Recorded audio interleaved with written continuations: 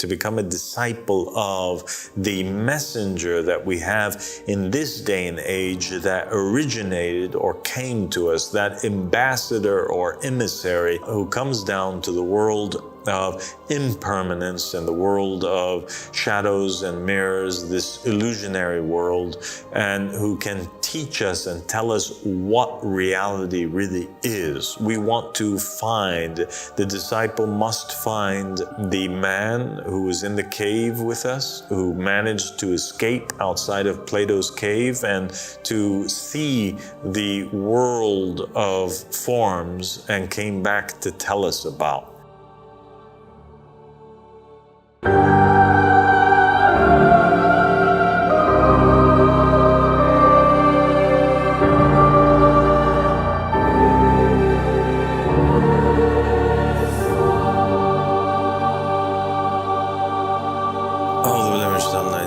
بسم الله الرحمن الرحيم اللهم صل على محمد وآل محمد الإمام المهديين وسلم تسليما. Assalamu alaikum wa rahmatullahi wa barakatuh. My dear brother and companion Taimur. Alaikum assalam wa rahmatullahi wa barakatuh, my master. Thank you for joining me. Thank you so much for having me again. God bless you.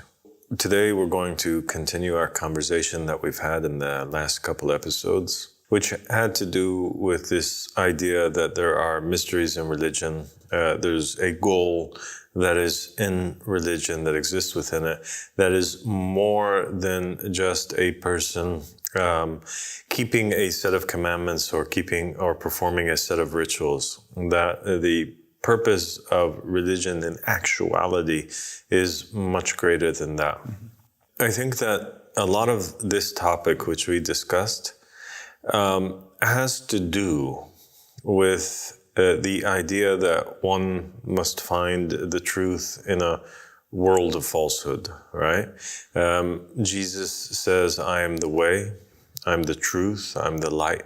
Jesus also calls himself the light of this world. I am the light of this world so long as I am in this world.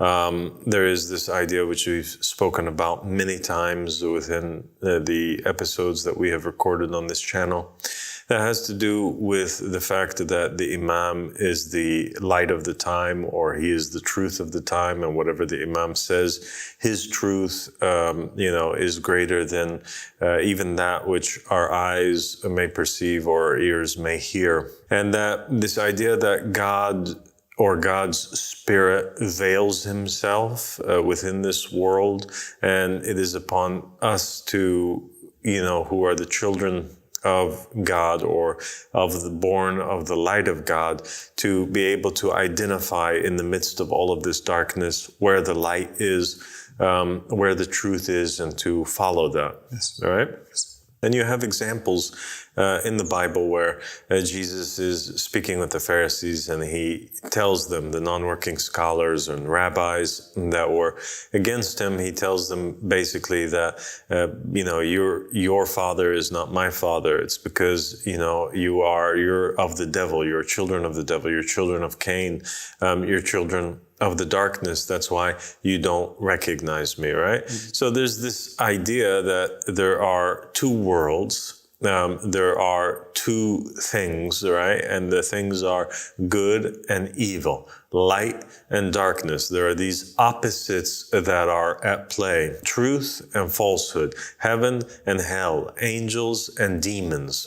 So there's these two opposites that are always at play with one another, and each and every one of them is trying to overcome the other. The world of darkness and the world of falsehood is trying to swallow the light. And this is something which is spoken about greatly in, for example, the Manichaean teachings of the Prophet Mani, one of the 124,000 unknown prophets and messengers, right? Or unknown to Christianity, Judaism, and Islam for the most part. He spoke about this idea how there were these two worlds, the world of light and the world of darkness, right?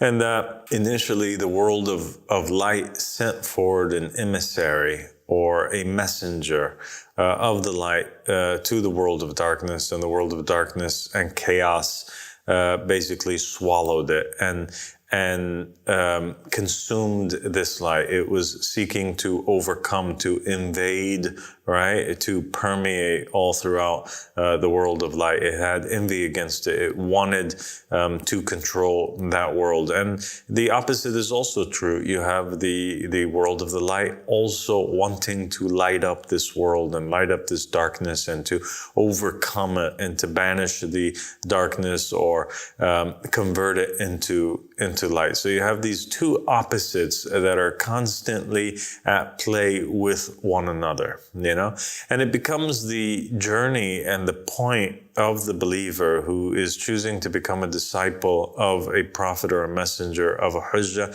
to identify which of those two realms he is existing in. And I think that without a shadow of a doubt, Jews, Christians, Muslims, everybody would agree with one another that we do not reside within the world of light. This is not the dimension or the realm in which we're existing right now.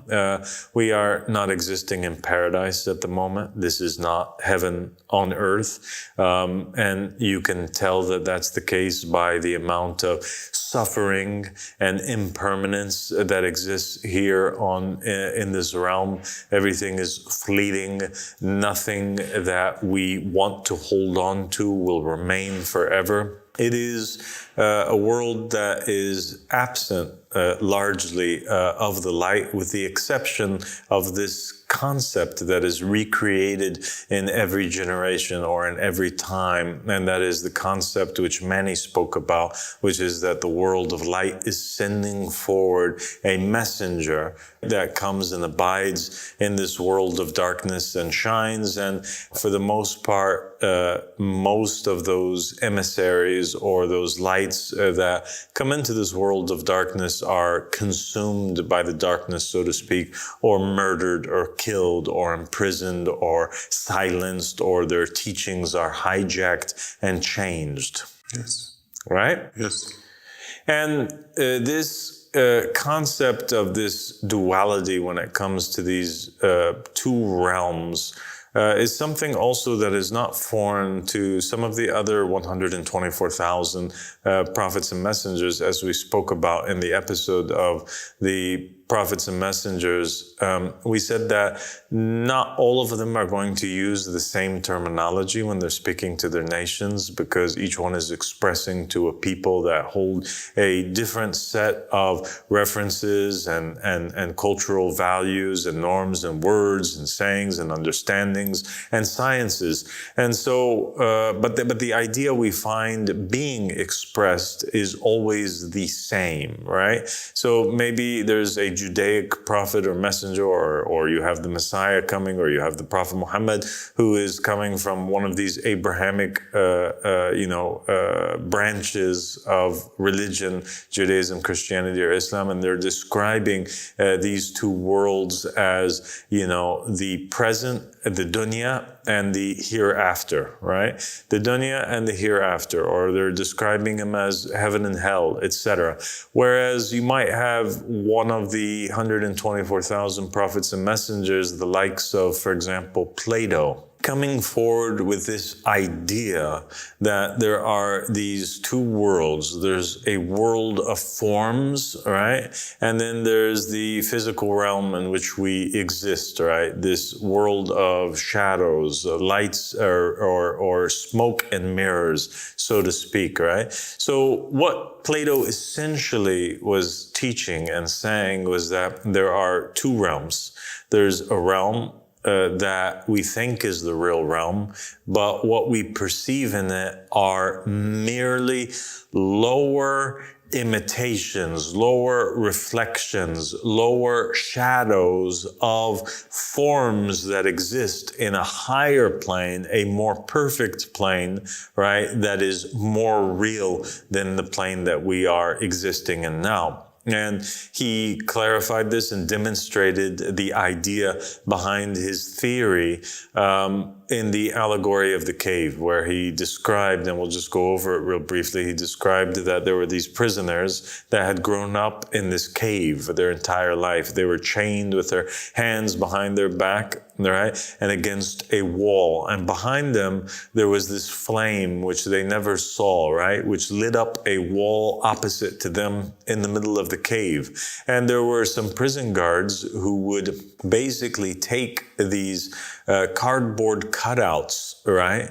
And they would march them in front of the flame, and that would create this projection of shadows against the wall. So they would see shadows of different types of animals, shadows of different types of birds, of people that were marching in front of them, and the prison guards would speak and cause sounds to come forth, right? And they would create conversations and laughters and things that would happen between these characters that were being projected on the wall. They're essentially making a movie. And because the prisoners had remained their entire life within the cave, they didn't know any other reality other than that screen which was being projected to them on the wall.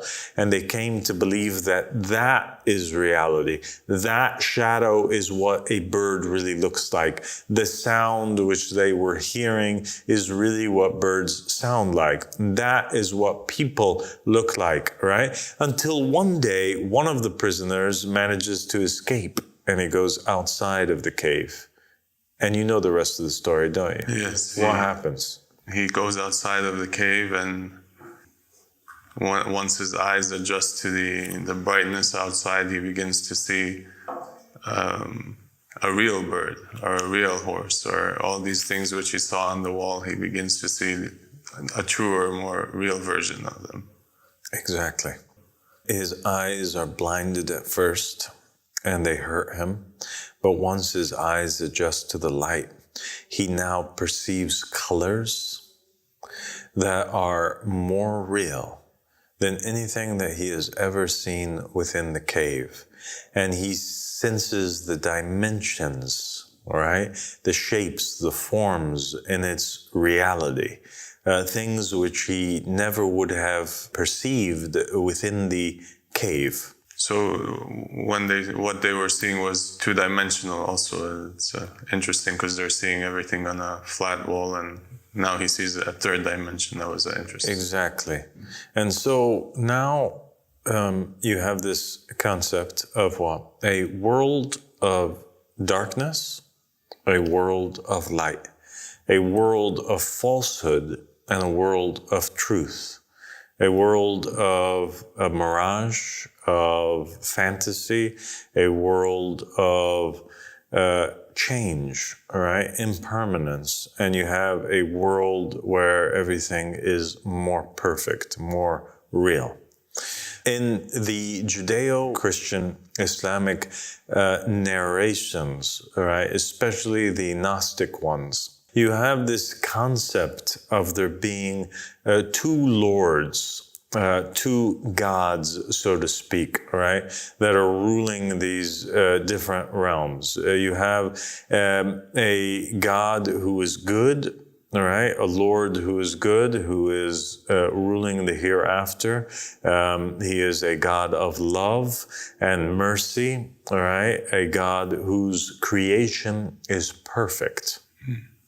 And you have the explanation that there is another deity, right?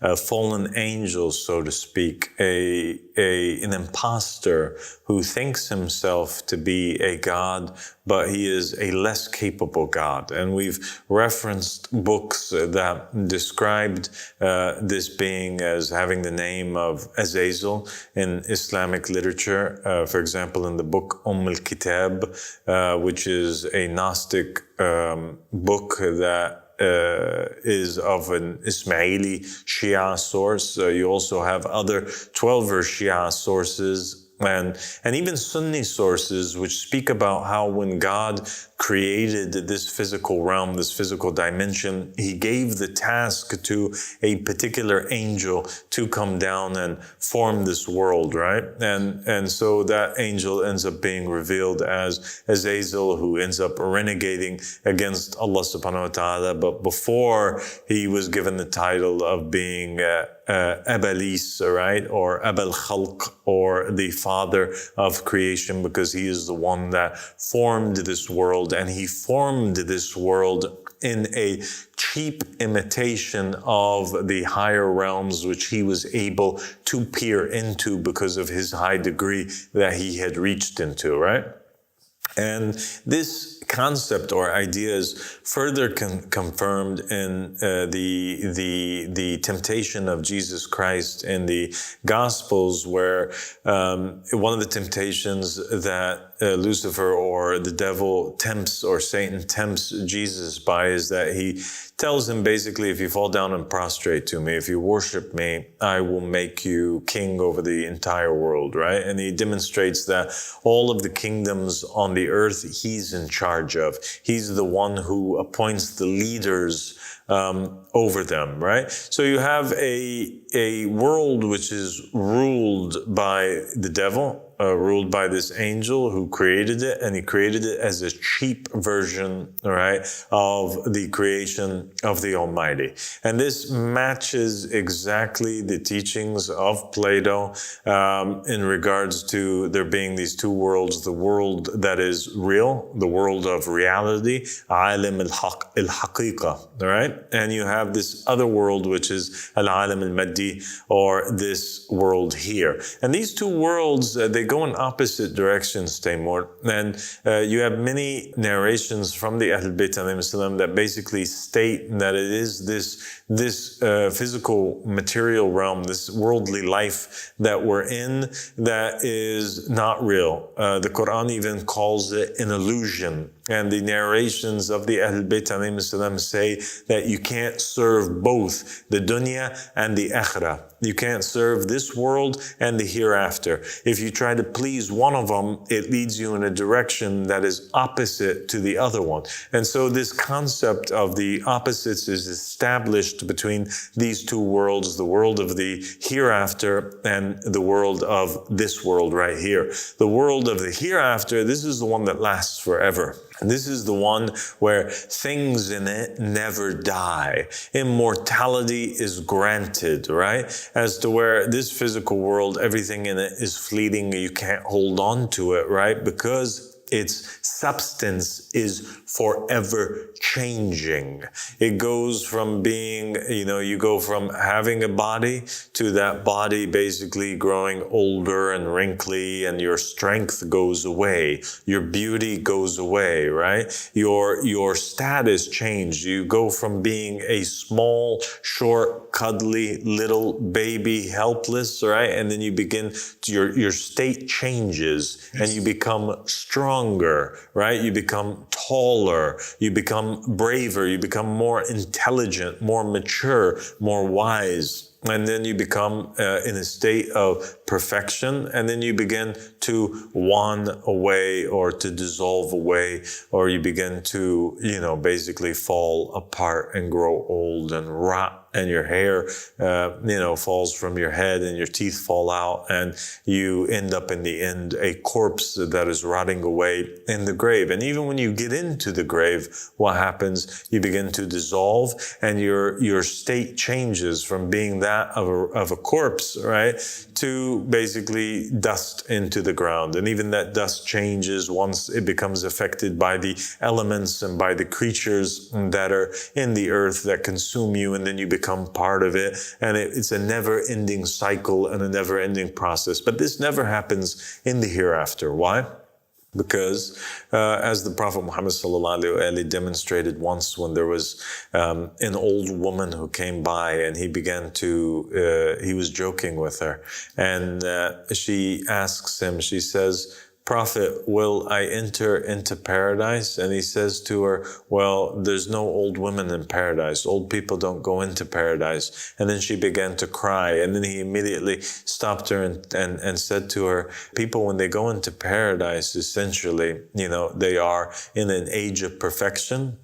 Some narrations said that it was the age of 33, and they remain at that age. They remain forever young, youthful for all of eternity, because that is the age, right? Or that youthful state is what all people aspire to be. Nobody wants to be a helpless child living for eternity in that state. Nobody wants to be an awkward pubescent, right? Or prepubescent or toddler or a teenager. Everybody wants to get out of that awkward stage, right, of imperfection, and to be at the height of their glory.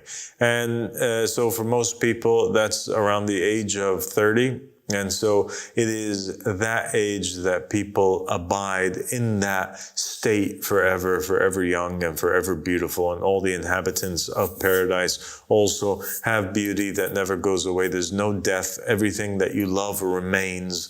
There's narrations that state that this impermanent state, which is caused by death, that death itself manifests in the hereafter as a sheep and is slaughtered by God or by his messenger, thus creating this state of permanence for all times in that world, the world of forms. It's true. In this world, nothing stays the same, and everything is always changing. And all the religions, I think, speak about this world being an illusion and being absolutely an illusion. It's described as being just games. It's fun and games. It's a world of illusion. It's a test. It's a trial. It's something that the believer has to be patient in for a short while before he passes along. It's nothing to be taken seriously. It's described as a person who takes this place as his permanent house, is described by the prophets as being someone who basically chooses to build a house on the sand, on the sea, basically, right on the edge of the sea or on the sea itself. And obviously that house is going to sink. It's not going to stand there, right? Because it's not solid. And so why is this important to the topic of elevation? Which we were speaking about. What's the connection? There's a very important connection, because if the state of life in that world is one which is stable and permanent, then we have to say that all truth would reside over there, right? That would become the world of truth, because truth, by definition, is something which is unchangeable. Right? And so this world where everything changes in it, including our own selves, our bodies, our everything that we love, everything that we become attached to, it changes. Trees grow, trees fall, trees become wood that we burn in the oven or the fireplace. Trees become houses, houses rot, they fall down, etc. Everything is changing. And so also we cannot expect to find stable truth within this world around us. The sciences itself, or that which we're taught in this world to be truth, we have to come to the realization that actually most of it is false, right? There has to be a glimmer of truth within this world for it to stay stable and to exist in some way, shape, or form, right? Because the absence of all truth would mean the chaotic collapse of all of it, right? So it has to have a glimmer or a slight ray of truth, but the majority of it must be false because it is unstable. We cannot rely on it, right? And I think that it's fascinating because when we actually look in science, when we look into the scientific discoveries, when we look at the beliefs that are held by mankind that are outside of the realm of religion and outside of the sayings of the prophets and the messengers, we'll find that actually most of the time the people do not have a stable science. There is no stable truth that exists outside of religion. And there's many examples that can be given. For example, people for a very long time, their truth, which they believed in on the planet, was that the planet was flat, right? That Earth was flat. This was this was an unshakable truth that they had certitude in. This concept that the Earth is flat and that it is at the center of the universe, and it's actually the sun and the moon and the planets that are rotating around it. Later, we find that this truth changes. And now something which was given for granted is now the fact changes, right? And it becomes a thing where, no, the planet is actually a sphere. It's round. The moon and the sun and the planets are not rotating around Earth. It's actually the planets that are rotating around the sun. And then later they say, oh, actually the sun and the planets and everything is actually rotating, and they're traveling in the skies itself, even though we cannot feel it and see it. And you have other concepts like this idea that they used to have back in the day, for example, that disease is caused by unclean air, or that the air is bad. That bad air they used to regard as the reason or the cause for illnesses. And then later that theory was thrown out and it was replaced by this idea that no, it's not bad air that causes illnesses. There's no there's no such thing as bad air, but rather we discovered something called germs. And germs are the ones that are responsible for illnesses to take place, right? These bacterias and these germs and things of this nature. They told us back in the day that there was a dinosaur that was called the Brontosaurus. And then throughout time, that whole theory changed, that fact changed, and it became a thing where they said, oh, actually, there's no such thing as a Brontosaurus. Those bones that we once told you belonged to a Brontosaurus, it turned out that it actually belongs to something else. They used to believe that Pluto, and teach us in school, right, that Pluto was a planet. It was the 9th planet in our solar system. That changed. And it ended up being a thing that Pluto is not a planet. It's actually a dwarf and I don't know what. And they give it new terms and they changed its classification from being its reality. What we were taught that it was changed from one thing to another. They used to believe that reality was grounded, right? That the universe did not change. Then later on, they came out with the Big Bang Theory, and they said that, it all started out from nothing, and that the universe is expanding after it was once, set and stable. Right. And so, as you can see through these few examples, and the examples are endless, Timur, you can see that the things which we took for granted cannot be believed in this realm, that it's what we're being taught is constantly changing. Even historical facts are changing.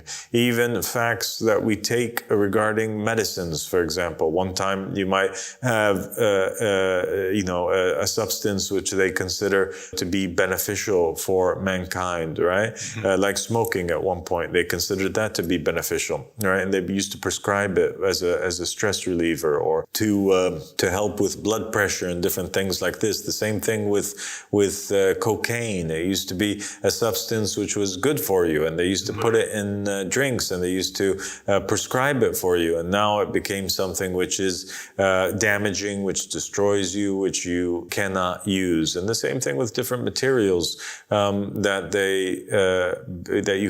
you can find in your houses. Old houses were built with materials that they deemed safe, and then they outlaw them. And so the perspective of science and of mankind on all things in this world is constantly, they call it evolving, right? But in reality, it's changing. Yes. It's going from one opinion to another.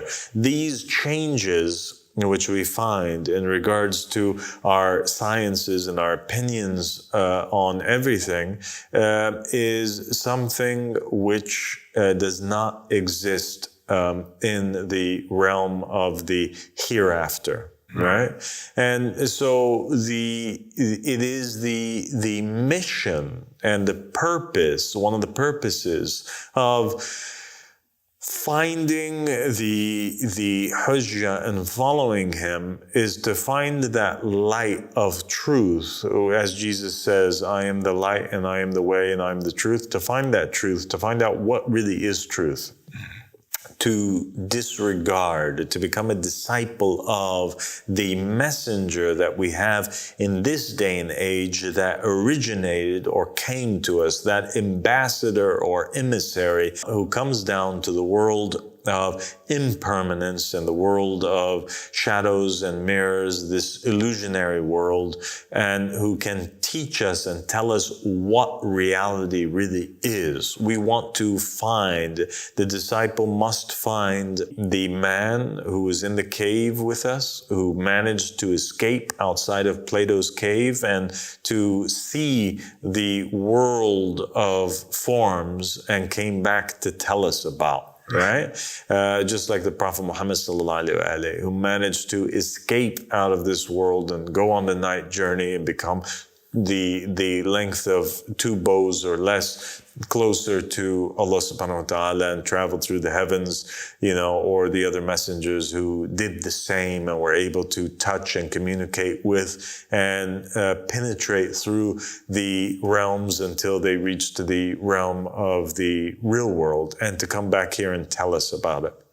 Because we cannot trust our senses. The prisoners have to, in order to benefit from the messenger, disregard and forget what their eyes are seeing and what they've learned and what their ears have heard, right? In order that they may focus on, as unbelievable as it may sound, the narration or the story that's given by this prisoner that managed to escape, this messenger now who came to us from the outside of the cave. And we have to follow him and trust his eyes above our own eyes, his ears over our own ears, his mind over our mind until he manages to lead us outside of the cave, because all those things that we took for granted in this world, they are false. And actually, it's interesting when we put side by side the words, right,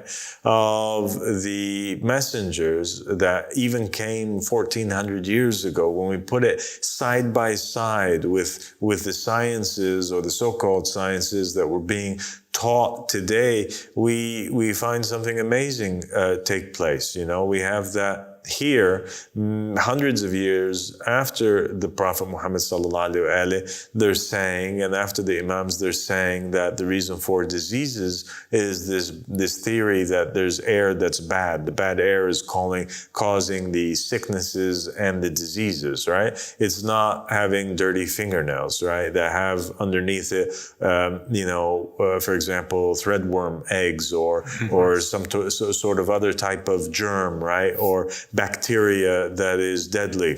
They tell us that it's the bad air. But that's not what the Prophet Muhammad sallallahu alaihi wasallam told us. The Prophet Muhammad sallallahu alaihi wasallam told us something else. Then they change and they say what? That actually we discovered through microscopes that there's these living organisms that exist underneath the fingernails, right?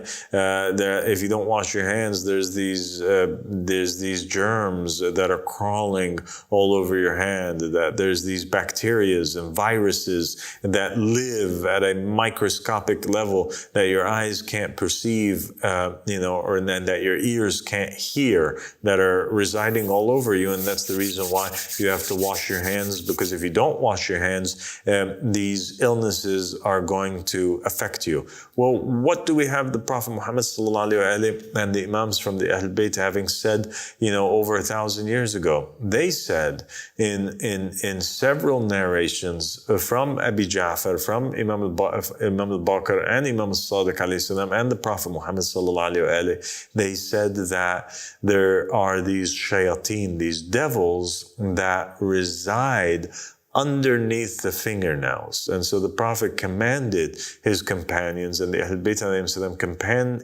commanded the companions that they should cut the fingernails, because they said that if they don't cut their fingernails, if they don't cut their mustaches, so it's not like overhanging, over draping and becoming filled with food as the person's eating, and then they're unable to wash it off, that these would be places where the devils would reside at, and these devils are known obviously to affect the human being.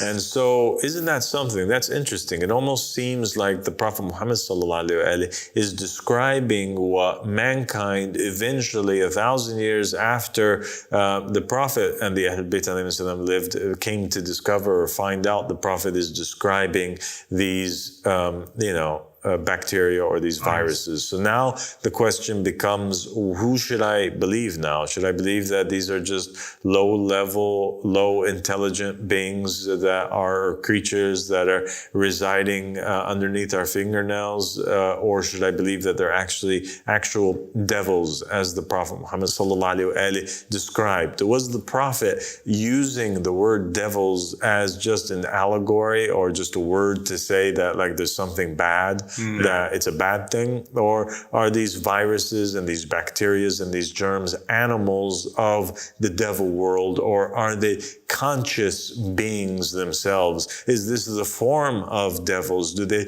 come to this world, in that shape or form? Because that's what the Prophet sallallahu alaihi wasallam described them as shayateen. And so you have that, and you also have that nowadays even there's these new theories in physics and quantum mechanics of worlds that are existing at such a small level. Before, for example, they one of the things that scientists had assumed and that mankind had taken for granted is that matter itself is solid. Well, that changed. And now they tell us something which our eyes can't perceive, and they want us to have faith in that. They say that actually nothing is solid, that actually on a quantum level or scale, everything is waves. It's not solid. Actually, it's waves. So its state is not one which is permanent. It's an illusion, as the Quran stated before.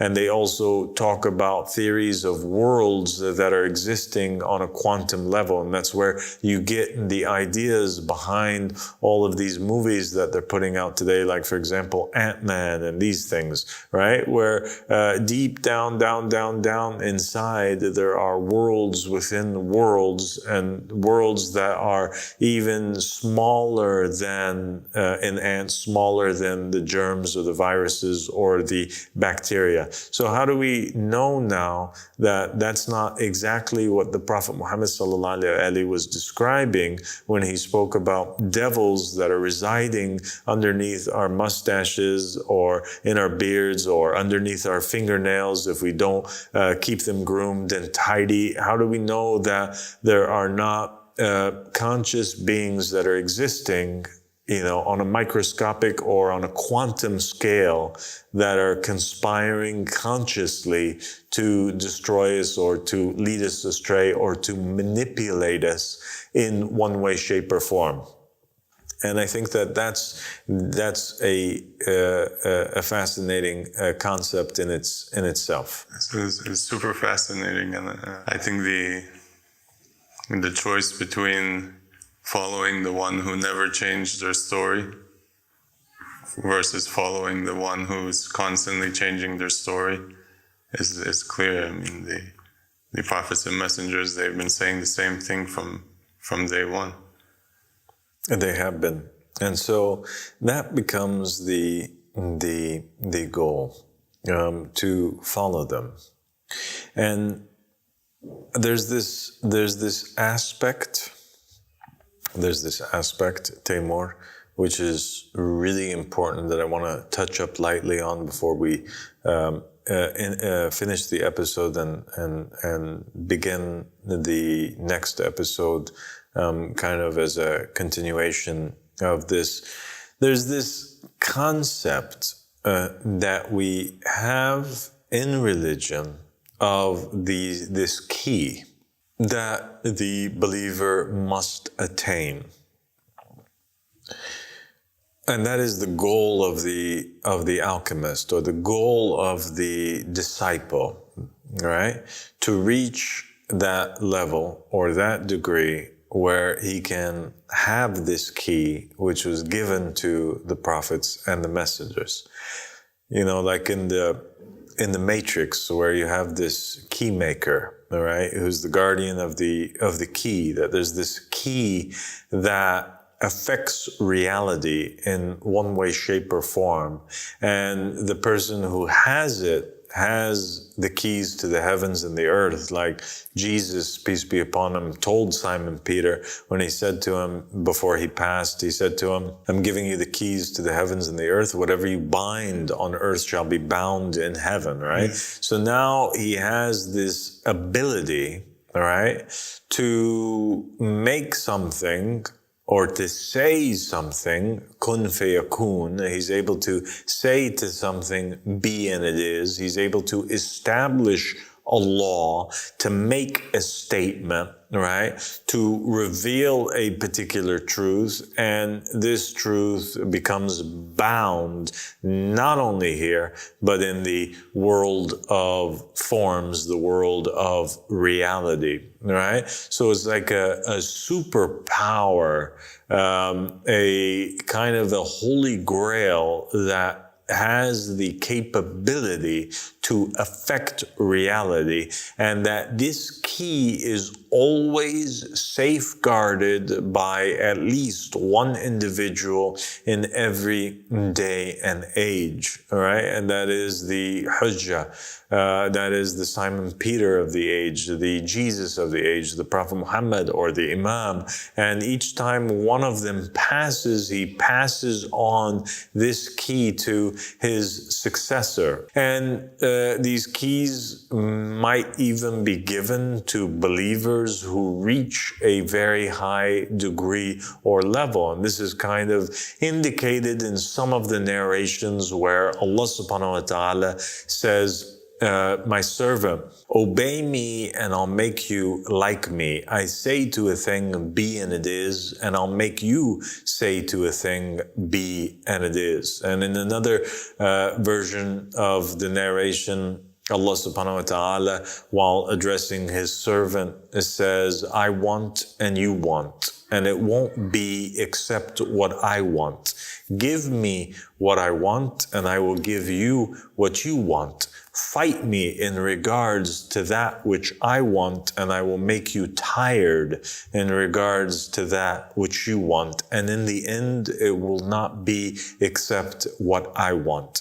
And so in this narration, we clearly find that there are these two wills, these two opposites that are there. There's a will that's a truthful will, coming from the world of truth, which is the will of Allah subhanahu wa ta'ala, the creator, the divine. And then there's this false will, right, that belongs to the servant, or the one whom Allah subhanahu wa ta'ala is trying to draw near to himself. And God is telling him, obey me in what I want. Because I want and you want, they're two different wills now, right? There's a true will, my will, and there's your will, which is a false will. It's a harmful will. Mine's a beneficial will. Obey me and I'll make you like me, right? I will give you that which I have. You'll be able to say to something, be, and it will be, because you will be my caliph. You will be my successor. You will be my representative. You will be the light that is in a world of falsehood. If you do as I'm telling you to do and reach this state of perfection, this state of truth, where you're only speaking the truth, well, eventually your word will have the upper hand in a world of falsehood and chaos and impermanence. It will be your word that will last forever. It will be your word that will come into being. But if you hold on to your false will, in the end, you're just going to, be sad and you will suffer, right? In that which you want, make your will like my will, right? Align yourself with me and you will be like me. You will be an extension of me. You will be a ray of light that comes from me, and your word, you will be granted these keys, and these keys are the keys to manipulating reality in this false realm. You will have the power to say to something, it is and it shall be. You will be enforced by the world of forms. So whatever you say over here, don't worry about it, because it will be enforced over here in this world, the world that really exists, the world of the hereafter, the world which you are an extension of, the world which you are a son of, right? The light or of the source itself. And so it is to know the truth, the purpose of wanting to elevate, but it's also to become a caliph of Allah subhanahu wa ta'ala, a successor of Allah. That is the highest, right? That is the epitome of the journey. That's the destination, to become the complete human being, the mind to be perfected. And that's why Muhammad and the family of Muhammad alayhi salam, they reside in a realm, right? Or their souls extend to a realm which is the realm of the complete mind. And that's why the narration said that the highest level of the heavens, the seventh heaven, is the world of the mind, right? Where the mind is completed. And if you reach that realm of the seventh heaven, or that realm, then you are from Muhammad and the family of Muhammad, and you have a complete mind, and you've reached the epitome of the journey. You've reached the destination. You've become a true Shia of Muhammad and the family of Muhammad. And the Quran says, and verily from his Shia is Abraham, when speaking about Imam Ali alayhi salam. And so that is the goal. So we'll stop there before we get into anything else more complex. But I just wanted to demonstrate the two states, these two worlds that exist, and kind of clarify and shine more light on the purpose of the destination or the journey, and shed a little bit of light on those keys, right? Or the chalice, or that holy grail, which should be obtained by the man who is truly a reflection of his creator and a true emissary from that world. Thank you so much. This was a lot to contemplate on, and may it guide our footsteps. God bless you, Taimur. Thank you so much for joining me. Thank you. What I just learned today is that the scientists are actually just studying the illusion. They're studying something which is fake and something which is always changing. And just looking at the history of science, as from him, his peace demonstrated, the science itself is always changing. On the other hand, you have the prophets and messengers who for the last 10,000 years have been saying the same thing. They haven't changed their story. That's how you know who to believe and who's trustworthy and who knows what they're talking about. Prophet Muhammad said 1,400 years ago that we have shaitans under our fingernails. And if you just look at some of the images of these parasites and bacteria. They look like demons, they look like devils. And they even have the ability to control the host and to cause the host to put themselves in dangerous and precarious situations, just like demon possession.